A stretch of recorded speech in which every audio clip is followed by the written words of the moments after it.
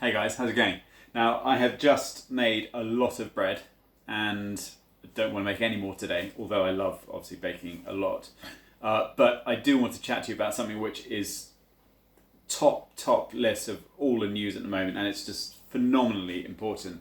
And that is the Black Lives Matter movement and this racism, which is everything is being brought to light now after the just tragic death of George Floyd 2 weeks ago, which by these white police officers, at which I think I would say the whole world is absolutely astonished by, and it's just something which is just causing absolute disbelief in how people can act.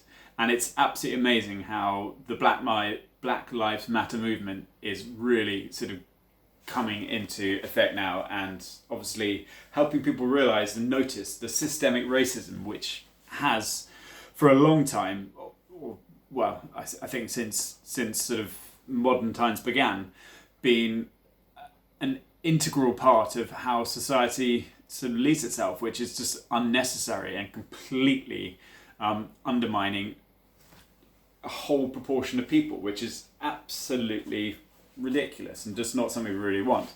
And something I think understanding is that with the systemic racism, I know the whole reason that all of these protests are happening is to try to sort of make the whole world, all the governments, just stop and act in a much more sort of equal way, and to wipe out the systemic racism. But I'll say I'm saying but. My but is, I don't think we are going to get governments to do it until like the smallest man, just the people in the street, until absolutely everyone realizes that this is a problem which needs to be sorted out. It's all very well, I meet so many people who go, well, I'm not racist and I don't do this, that and the other. Well, that's all very well, and I'm sure a lot of people aren't racist, and it's good that they say they're not racist, but I think people need to actually stand up and actually vocalize it and say to people, when they hear them make a little joke about something or hear them say a little sly comment, and to say that's actually racism, and that is actually something which is just inbred within our society now. And if we keep letting this happen, if we keep letting our children and our grandchildren, if we let them treat everyone like our forefathers have been treating everyone, this is going to keep going on for a long time, and it's just absolutely ridiculous, and it's unnecessary, and it's not something we really want. And obviously, I am a mindfulness instructor, and there is obviously a mindful way of helping people realize this within themselves. I'm not trying to change the world.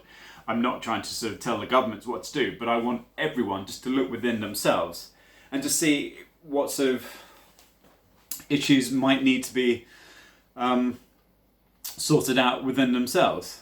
Now, I completely understand that majority of the world do not sort of partake in racist violence and racist talk or what have you, and that's great. But like I said, the inbred racism, it's the small things, like obviously just the way people sort of look and treat people from other colours and other races is something which, even though you don't see yourself as racist, it's something which is actually just inbuilt and inbred in people, which they don't realise. And it's something which they've got to start realising and noticing it themselves before that everything else can change, and then obviously the cost can change, and then we can slowly get out of this mess which has been with us for so long. And when it comes to doing it with obviously mindfulness, and one of the most important things about mindfulness is obviously observing. So it's recognizing, observing, and just noticing something, whatever it is, within yourself, however small. And then you've got to make that decision to sort of change that within you. Just accept it sort of in the present moment. Because, you won't be able to do anything until you change it and accept it within yourself. Now, a client of mine, because I run a life coaching, and a client of mine, relatively recently, he came up to me, and he's noticed that he's always looked very differently at at sort of black youths. And I said to him, what is the issue you have with black youths? And he just says he feels threatened by them. And I was like, okay, so there's nothing racist about that. But the fact that he will look at a group of black people and just feel something, just feel this sort of, I guess, a fear or an unease about them, which is just completely unnecessary. And I said, well, do you feel that with a group of, say, white people? And he said, depends. And when he was talking, I said, well, what do you mean when you depend? And he said, basically, if the sort of group of white people are sort of dressed like the young, a lot of young dress today, this youngs on the streets. And he was just like, yeah, he potentially might feel threatened by them if they're, I don't know, wearing hoodies and just baseball bats. I don't know how people dress these days, but the hoodies and what have you. Yeah, he feels a little bit threatened by them. But if it's a group of black people, he says he just naturally feels threatened. And that, I explained to him, is what the government kind of, with the systemic racism, that's how it's all going about. And I then explained to him how, obviously something, I'd say about 3 years ago, or just after I became a mindfulness instructor, I was looking within myself, and I noticed I have a lot of problems with various different things.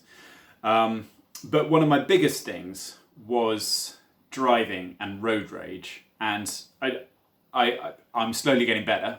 I can say this, but my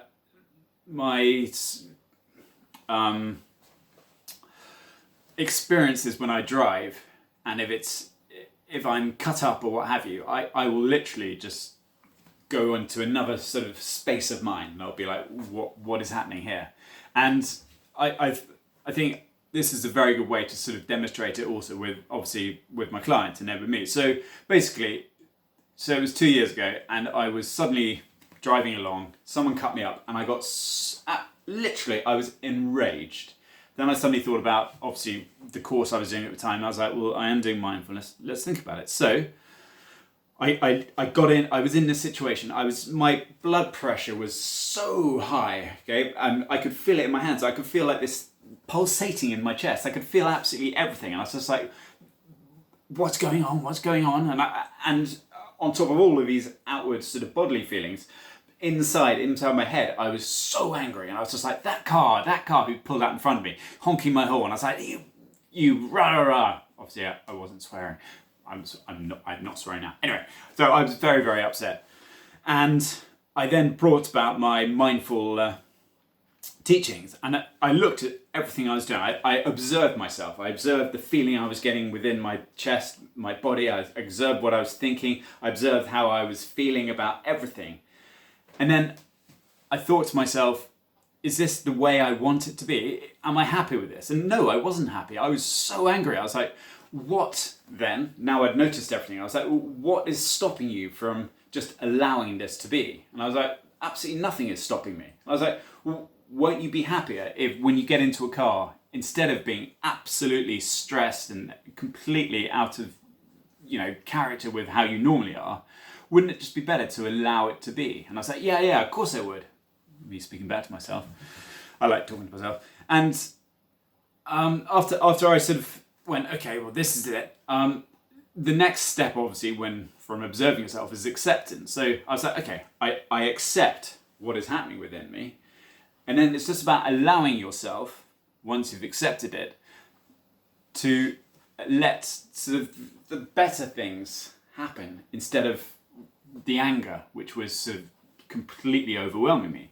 So I did that. I just sat down and I said, okay, instead of getting angry, just allow it to be. Because one, obviously, when you're working out why you're angry, obviously I said, well, because I want to get somewhere in 5 minutes or 10 minutes or however long it was. I was like, doesn't matter if I get there in 20 minutes anyway. And I was like, of course it doesn't matter. It doesn't matter at all if you get there in 20 minutes. So why was I getting angry? And that's the exact thing. So you've got to notice yourself, observe yourself, and then put these sort of questions out about the way you're acting and the way you're feeling, and just allow yourself to just be in the moment.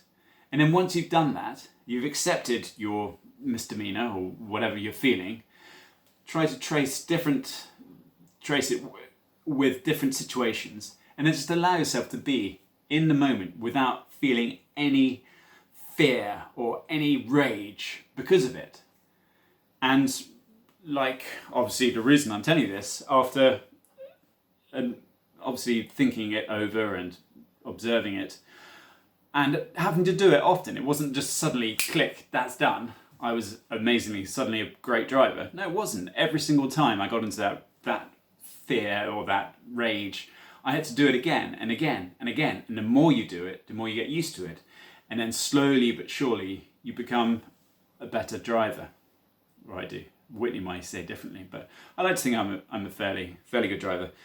But obviously the whole point of this was obviously bring it back to the systemic racism, which is completely overwhelming the whole world at this moment.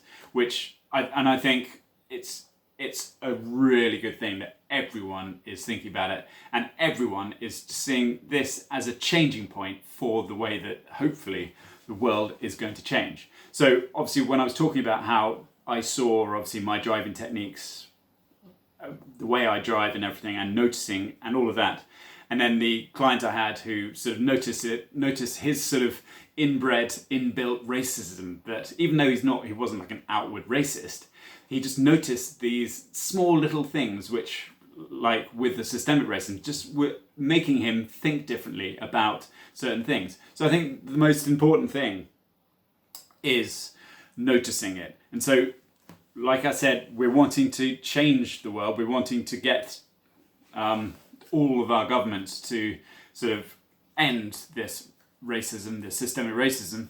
But the best way of doing that is starting with yourself. And maybe you're not the racist, but start with people who you think might be.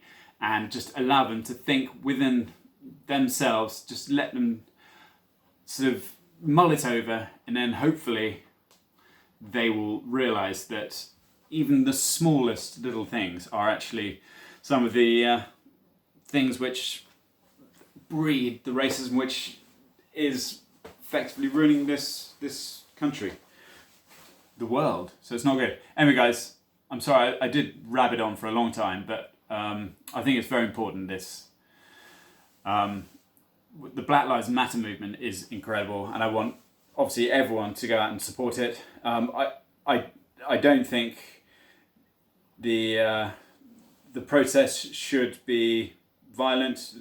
I mean, majority of them aren't. There were a few this last weekend which went a little bit over the top. But I also think, obviously, when it comes to obviously controlling the COVID-19, I think if you can't go out, don't go out, but still support it. And support it by, like I said, if you hear anything from friends or family or people you meet in the street, if you see or hear anything which you think is unnecessary and just unjust, speak about it. And that's how we're going to start making a difference.